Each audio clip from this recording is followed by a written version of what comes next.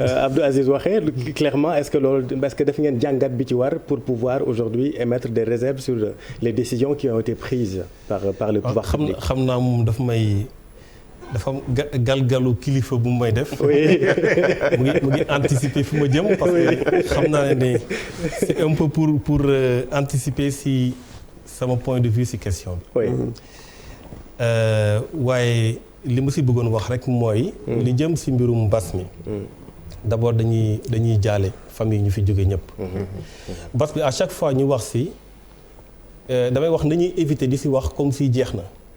parce que tey la fi gën a nekk. te même avec les vaccins ñëpp xam nañ ne dañu war a continuer de protéger donc sensibilisation bu war a am si lu jëm si mbas mi ñëpp la incombé muy état muy ku mënti doon parce que kuñ fi jaale rek wala kuñ fi ne diw da bakkan jóge na fi rek si kër yi la jógee suñu kër yi lay jógee. tout à fait. loolu lu muy indi mooy regard bu ñu war a am ñun si li ñuy doxalee mbas mi regard la boo xamante ne responsabilité bu ñëpp partagé la. nu si nguur gi amee responsabilité noonu la si kujje gi amee responsabilité noonu la si ñeneen amee responsabilité le fait de dire lu la bett mën la ça a été un argument qui tient plus mais qui tenait au début parce que au début ba muy soog a ñëw d'ailleurs le fait que mu doon lu bees Alioune Tine wax na ko léegi ñëpp dañu dajaloo pare pour yëkkatee dóorandoo parce que jàpp nañ ne invasion la dafa am lu jógee si biti ñëw fekk suñu biir bëgg a nërmeel suñu économie nërmeel façon bu ñuy dundee ñu war a taxaw nag jàkkaarloog moom ba mu jógee fi ñu soog a nag mën a feeñal suñuy différence yeneen aspects yi donc je pense que loolu ñëpp comprendre doon dañ ko donc suñu wax mbirum responsabilité tey ñoo xamante ne peut-être amuñu woon intérêt ñëw dooleel ki fi nekk te ñu ñëw dooleel ko ñooñu jël nañ seen responsabilité moment bu ñu ko jëlee après maintenant il y a la suite mooy ce qu'on appelle la gestion concrète de l'épidémie. Parce que nag réew mu ne su ñu waxee tey Israël parce que y a des dirigeants qui sont là-bas qui ont pris des décisions. su ñu waxee France il y a des dirigeants qui sont là-bas qui ont pris des décisions. les responsabilités dañ koy situer par rapport ak nu ñuy gérer épidémie bi. oui du ñu yem rek si benn lu la bett mën la. ñaar mbir mi kenn mënu ko faj ñëpp si yem. loolu dafay simpliste trop. il faut que ñu dem au fond.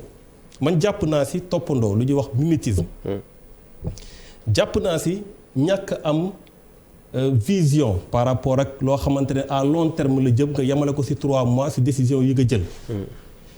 jàpp naa occasion bu ñu jël phagocyté des pouvoirs dooleel trop le pouvoir exécutif jàpp naa ko ci biir. jàpp naa manque d'évaluation boo xamante ne am na suñu commencé ci boobu mu mujj muy manque d'évaluation boobu. ak aussi hiérarchisation des priorités. loolu aussi daa ko ci ñàmbas suñ jëlee ci manque d'évaluation bi couvre-feu bii ñuy dund ba nga xamante ne sooy waaj a ñëw fi dañ la naan ndax am nga récépissé ou pas ndax am nga autorisation ou pas. oui couvre-feu bi amoon na fi moment boo xamante ne président de la République moom moo décidé arrêté ko ne dañuy arrêté couvre-feu bi dañuy arrêté lépp vivons avec le virus. ñu ko arrêté woon le 30 juin. le 29 juin la def kii bi. le 29 juin la déclaration. voilà la def déclaration exactement le 30 juin. mu def ko. boobu yegguñu woon ci pic.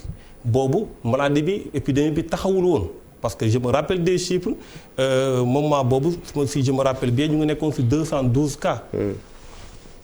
2 jours après on était à 230 quelques cas donc yegguñu woon ci pic.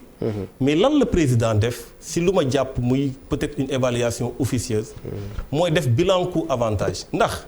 lu ñuy tëj nit ñi doon na loo xamante ne suñ ko méngaleeg luy jugee ay bakkan yu fiy jugee ndax tey jar na ñu continuer di leen garder ci kër yi. di def ay couvre-feu ak yooyu. moom ci boppam mu apprécier boppam ne ndonte sax mbir bi jeexagul nañu vivre avec le virus nañu xool yeneen méthode yu ñu jël. lan moo waral ñu indiwaat le même couvre-feu. ci moment boo xamante ci même épidémie ci même contexte. région yi ñu préciser quand même que c'est Dakar et Thiès muy ñaari région yu nga xamante ni. quand même mbas mi dafi ëpp doole. exactement en tout cas c'est l'explication officielle. waaw mais loolu sax c'est relatif parce que man jàpp naa ne maîtrise bu ñu war a am. ci mais courbe yi moo ko wane Thierno. waaw mais loolu laa damal ne jour ba ñuy décider ne dañuy bàyyi. courbe bi wàccul woon. c'était une courbe ascendante. Ce n'est pas une courbe descendante. Tout à fait. Voilà. Mais là, donc, c'est pire. C'est peut-être non, ça. c'était pas pire. actuellement. En tout cas quand ils ont pris la décision de. oui non dama la bëgg a wax ne la. jël couvre-feu pour Dakar ak Thiès. dama la bëgg a wax ne la couvre-feu bi bañ koy bàyyi ñoom. en réalité mbas mi wàccagul woon. kooku mooy première chose boo xamante ne leer na beneen bi mooy tey li jëm si lu Alioune Tine wax léegi soo gisee lu ñu jël avec lu ñuy wax état de catastrophe sanitaire.